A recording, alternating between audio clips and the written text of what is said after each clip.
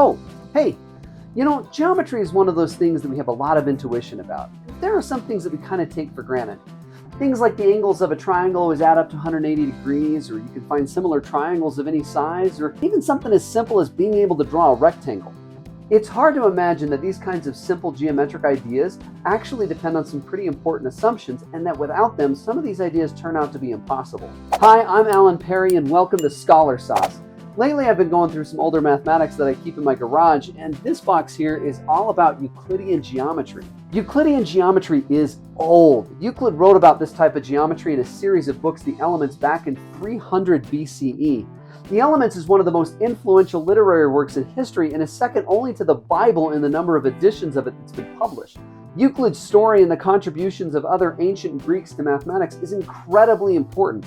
This is not necessarily because Euclid himself added more known facts about geometry. In fact, most of the geometrical facts that Euclid discussed were already well known at the time that he wrote the Elements. A great deal of the Elements was just a compilation of work by previous Greek mathematicians, with Euclid filling in the details. What Euclid really added to mathematics was that the Elements was one of the first attempts to strive to put mathematics into a logical framework. Euclid's Elements consist of 13 books, and the most influential portion of these books was Euclid's axiomatic construction of the geometry of a piece of paper. Well, more precisely, the geometry of the infinite plane. Hey, that's a pretty nice piece of paper. It's a little plain, don't you think? Really? What? Anyway, yeah, Euclid was trying to describe the geometry of an infinite flat plane. Euclid did this by first defining some basic ideas like a point and a line. For example, Euclid defined the following terms. A point is that of which there is no part. A line is a length without breadth. The extremities of a line are points. A straight line is one which lies evenly with points on itself. But these definitions are a bit ambiguous.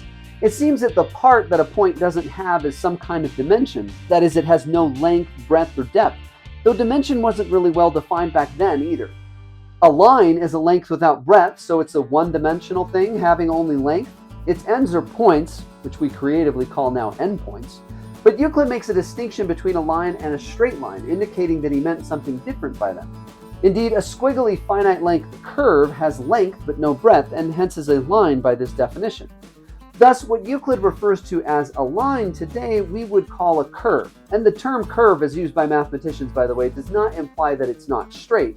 Straight lines are considered a type of curve in mathematics. Euclid defines straight line as one that lies evenly with points on itself, but the idea of evenly is pretty ambiguous. But what he meant was a line or a curve that doesn't bend or turn. Today we call this simply a line, or technically line segment, since Euclid also says that it has endpoints, although one of his postulates claims that they could be extended indefinitely, and sometimes he uses them to refer to an infinite line.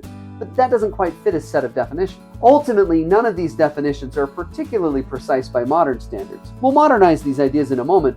Instead, let's turn our attention to Euclid's postulates for plane geometry. But first, let's explain what a postulate or axiom is. If you look up the word axiom in a dictionary, you'll probably come across a definition that says something like a self-evident truth, which is how the term is used colloquially. However, that isn't how this term is used in mathematics.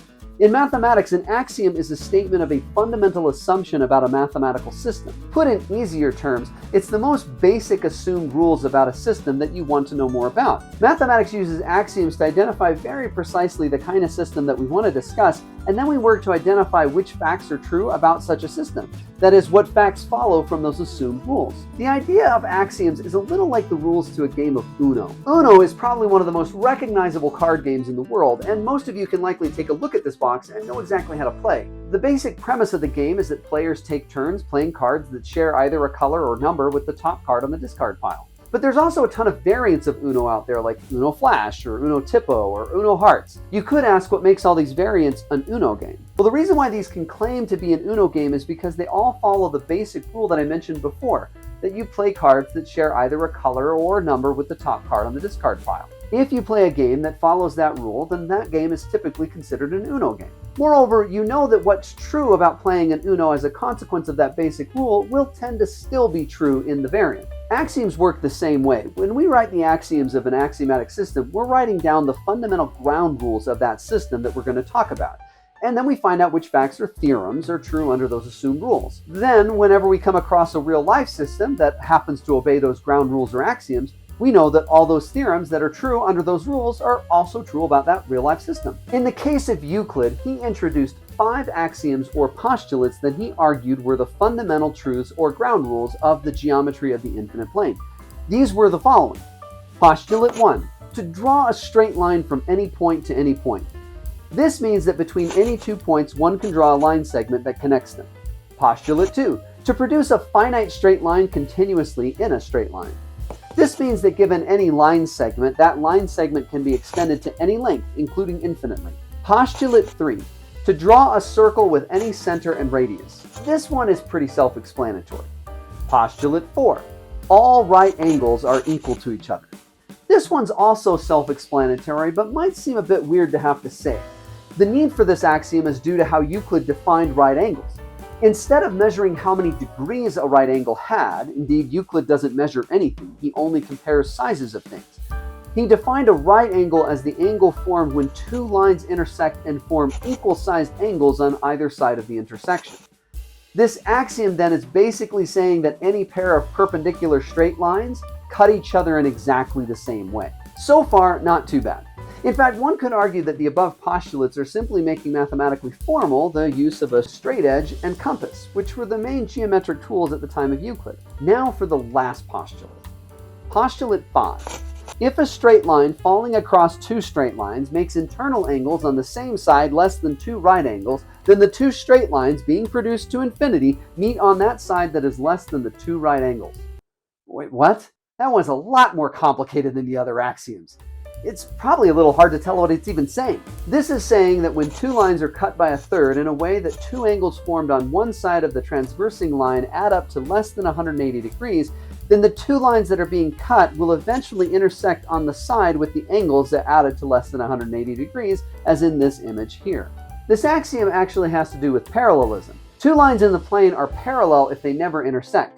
And this axiom identifies an important situation where 2 lines are guaranteed to be not parallel. Now, as I said, this postulate is quite a bit more complicated and not nearly as obvious as the others. In fact, it reads more like the propositions or theorems that Euclid proved. This actually led a lot of mathematicians to wonder if it were possible to prove Euclid's 5th postulate using just the first 4. This question wouldn't be definitively answered for over 2,000 years. To see how mathematicians were finally able to answer that question, we first need to modernize what Euclid did a little. One thing to note about Euclid's approach is that he was really one of the first, if not the first, mathematician to try to build reasoning from a set of first principles or axioms. As such, Euclid's approach is not really up to modern standards. But that doesn't diminish the enormous impact of what he accomplished. This is what got the ball rolling for modern mathematics. And just like buildings or cars have improved over time, so has the way that we formulated axiomatic systems and our standard of rigor.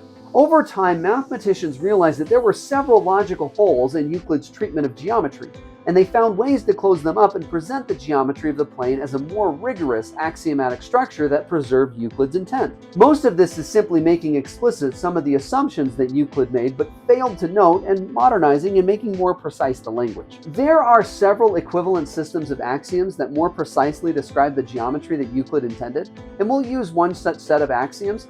The axioms presented here are those used by Gerard Venema in his book Foundations of Geometry, which is a fairly typical textbook used to teach Euclidean geometry to university-level mathematics students. For a more complete discussion on this topic, please give this fantastic book a read. A link to it's in the description. Now, fair warning, the more modern, precise language can be a little intimidating to people who've never read stuff like this before. So instead of reading each one, I'll display each one, and you can pause the video if you'd like to read them, but I'll provide a simpler explanation for each axiom as we go. So don't worry if you would prefer to not read the displayed technical version and just listen to my explanation. The existence postulate. This axiom ensures that there's something in the set of all points. The incidence postulate. This axiom makes more precise Euclid's postulate 1, which says that between any 2 points is a line. This axiom, however, adds the requirement that the line is unique. The ruler postulate. That's a lot of words, but this postulate says that there is some way of measuring distance between any 2 points in the plane, and that for each line there's a way to place a ruler on it such that the marks on the ruler corresponding to 2 points on the line measure the actual distance between the 2 points. Another much more simplistic way to phrase this axiom is that it is saying that the line segment between 2 points is exactly as long as the defined distance between the points, and that is, the line is the shortest path between 2 points. This axiom includes but exceeds the requirement of Euclid's postulate 2, which says that a line can be extended indefinitely. It also provides for Euclid's postulate 3 by suggesting an alternative definition for a circle as the collection of points exactly a distance r away from a center point. The plane separation postulate. Now, this axiom says that each line effectively cuts the plane into two separate pieces, and that the only way to get from one side of the line to the other is to cross that line. This is necessary to help us define angle, particularly the interior of an angle, and yields an important property of lines that Euclid simply assumed without noting. The protractor postulate. This next axiom defines what we mean by angle measure, providing a precise way of comparing the sizes of angles, though it restricts their sizes to 180 degrees. It also tells us that we can form an angle of any measure and that stacking two angles together adds their measures. This axiom gets its name from the idea that it allows us to place a protractor on any angle. This axiom contains Euclid's postulate 4 once a right angle is defined as a 90-degree angle and congruency is defined as having the same angle measure. The side angle side postulate. This axiom is the usual side angle side triangle congruency condition. Euclid unwittingly assumed an equivalent idea to this when he proved the side angle side theorem by supposing that one could translate one triangle on top of another. Either you have to assume that translating a shape does not change its size, or you have to assume this postulate here. Either way, Euclid was missing a postulate, and this fills in that gap. Now, the 6 axioms that I've presented here are equivalent to what Euclid meant by assuming the first 4 of his postulates. And indeed, asking whether Euclid's 5th postulate can be proven from the first 4 is logically equivalent to whether Euclid's 5th postulate can be proven from these 6 axioms. However, it turns out that there is an equivalent statement to Euclid's 5th postulate that makes this question even easier to approach. As I mentioned before, Euclid's 5th postulate is really a claim about parallelism. In plane geometry, two lines are parallel if they simply never intersect. Hey, you know those parallel lines seem to have a lot in common. Yeah, I know. It's a shame that they'll never meet.